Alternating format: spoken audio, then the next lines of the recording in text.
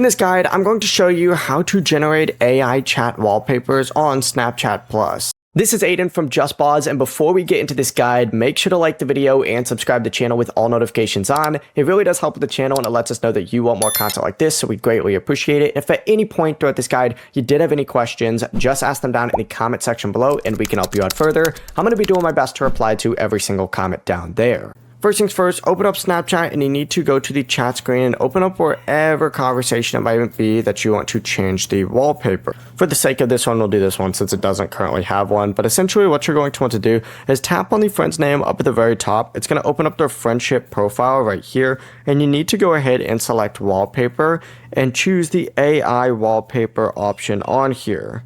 So select wallpaper, and then if you scroll down on here, you're going to see AI wallpapers. Go ahead and select this, type in your prompt, and as soon as you type in your prompt, it's going to generate you a wallpaper. And then of course that AI wallpaper will then be applied to that conversation.